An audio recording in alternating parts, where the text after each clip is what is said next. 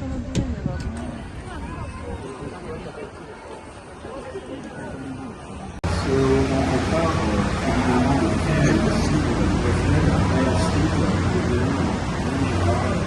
pont d'Austerlitz, c'est demi-tour, on va être de retour ici dans environ 1 heure. Pardon. By the way, I will be speaking in French and English, so if you have any questions, come and see me. But at the end of the cruise, you'll see I'll be standing next to the exit, and it will be my pleasure to answer any questions you may have about Paris. Donc, durant la croisière elle-même, vous verrez, je parle en français et en anglais. Et d'ailleurs, si vous avez des questions, n'hésitez pas à venir me voir, mais à la fin de la croisière, je me tiendrai à la sortie du bateau et j'aurai le plaisir de répondre à vos questions.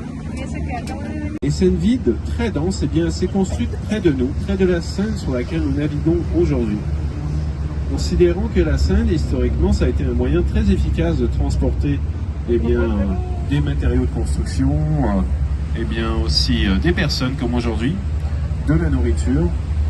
Donc c'est pour ça d'ailleurs qu'aujourd'hui vous verrez autant des plus beaux bâtiments, des monuments de Paris près de nous. C'est par facilité tout simplement, hein.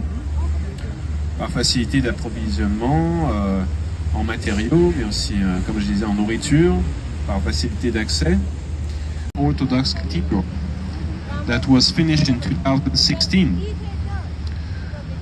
Donc le premier monument dont on parlera est à votre dos. Vous verrez les 5 bulbes dorés de la cathédrale russe orthodoxe de la Sainte Trinité, qui a été terminée en 2006. On raconte cette histoire et bien d'autres.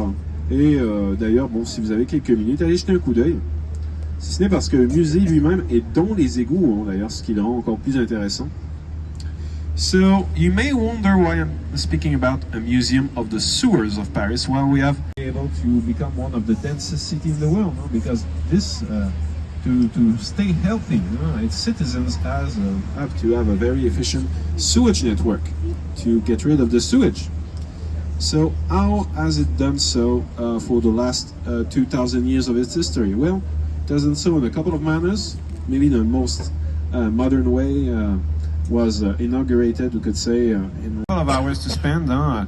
Go and take a look. It's a very nice museum. If only because it's inside the sewers themselves also. Huh?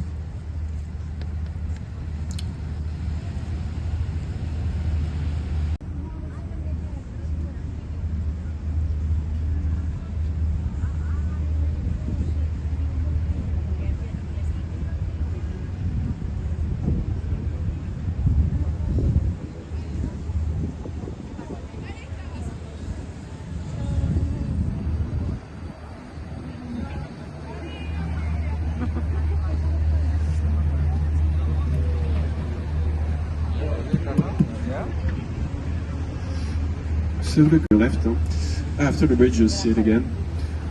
It's actually very interesting because it has the biggest glass roof in Europe, by the way. And this glass roof actually is supported by a metallic structure that's heavier than the Eiffel Tower itself.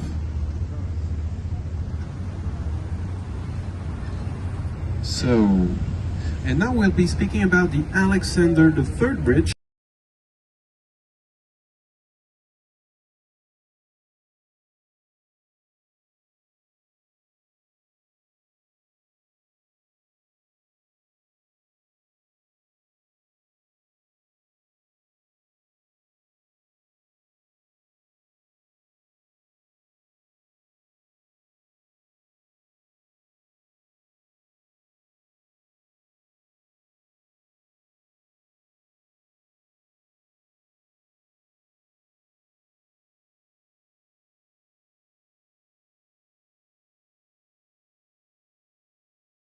Français le 14 juillet 1789 et qui a ensuite été démantelé pierre par pierre. On a entre autres fait ce pont et c'est un symbole très important pour la République française, considérant que ce pont qui symbolise l'oppression de la monarchie, à chaque fois qu'on le traverse, on marche en quelque sorte sur les restes. Well, after that, they dismantled it stone by stone and they made this bridge. And this bridge is a very powerful symbol for the French Republic because when people walk on it, well, in a sense, they walk on what remains of the symbol of the political oppression that was the Bastille. Roof, it's a bit behind us now. It's called actually the Museum of the Orangerie. Et le musée de l'Orangerie d'ailleurs garde une grande peinture de Claude Monet qu'on appelle les Nymphéas. C'est une peinture d'ailleurs qui fait 100 mètres de long. On appelle le musée d'Orsay. So the second museum that we'll be speaking about is on your right. You will see it has two big clocks on its facade. It's actually called the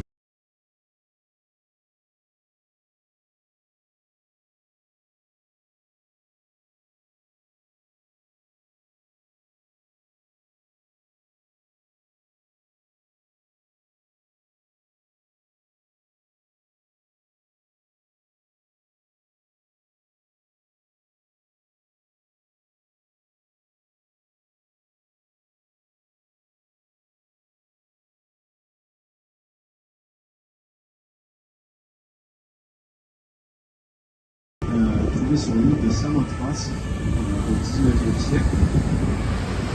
Et donc, la Vénus du Milo qui a inspiré bon nombre d'artistes aussi, comme Degas, et évidemment la Joconde de Leonardo da Vinci.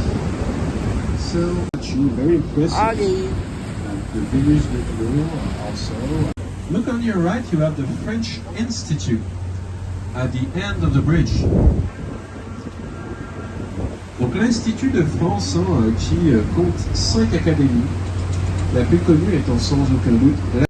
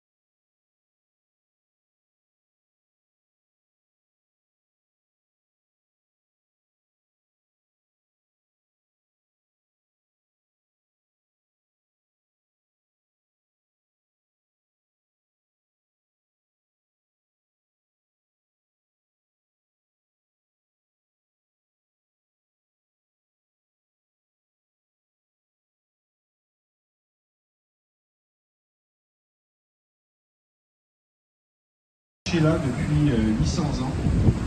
Donc lorsque le feu s'est déclaré, ça a été très rapide.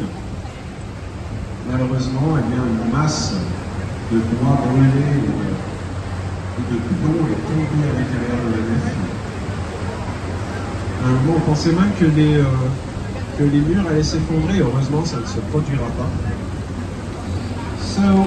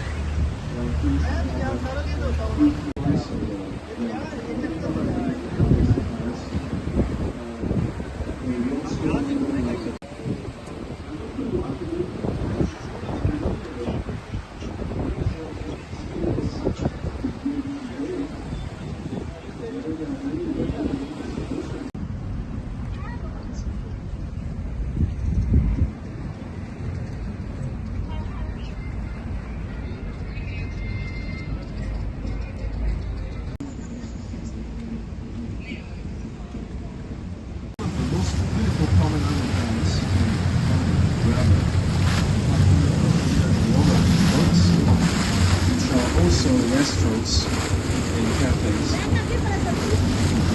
Also, this place where we are. Well, the city hall of Paris would spray sand as if we were on the beach. And they call that, by the way, the beaches of Paris. And it's only for a couple of weeks in August. But un bâtiment avec une petite sculpture sur sa façade, eh bien, c'est la mairie de Paris. Still on your right, you will see a big building with small statues on its facade. It's actually the City Hall of Paris. Et donc, c'est l'hôtel de ville central en quelque sorte. C'est ici que Anne Hidalgo, la maire de Paris, ses équipes, has its own mayor and usually its own city hall.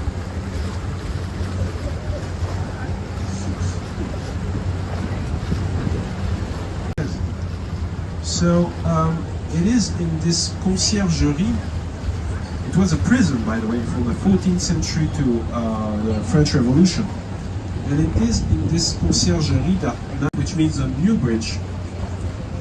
Mais c'est d'ailleurs le pont le plus vieux de Paris, ce qui est un peu paradoxal. By the way, it is the oldest bridge in Paris, which is a bit confusing, don't you think? Ce pont a été construit en 1607 et on l'a appelé le pont neuf tout simplement parce que c'est sur ce pont, c'est le premier pont à Paris sur lequel on n'a pas construit de maison. Parce qu'il faut savoir qu'on utilisait tout l'espace habitable de ville avant ce pont pour construire des habitations incluant ce pont. C'est ce premier pont, incluant des ponts.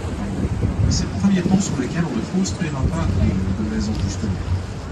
So by the way, it's called the New Bridge because that's the first bridge on which there will be no houses built. Il y avait 40 tonnes de cadenas. C'est énorme, surtout pour un pont comme celui-ci qui est assez fragile. So on this Arts Bridge that we just left,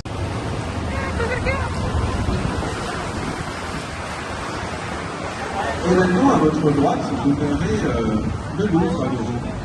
So you will see the Louvre again on your right. Donc le Louvre qui a une longue histoire. Comme de nombreux bâtiments à Paris, eh bien, il a eu plusieurs histoires. La première, eh bien, c'est very strange for a museum to have big fronts its facade. Well, it's because when it was a train station, you had to be on time when you got to the Orsay train station.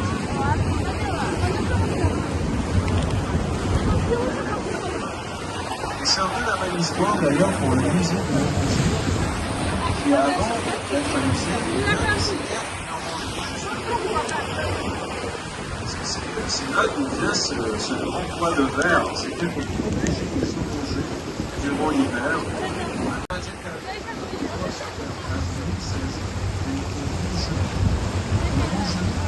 It's actually a place where you would store orange trees during the winter so that's why it looks like a big grass house. Well, again, on your right, by the way, you see the Pont de Bouquet of the Obélisque. À votre droite, vous verrez la pointe dorée de l'Obélisque. We call it the Luxor because it comes all the way from Luxor.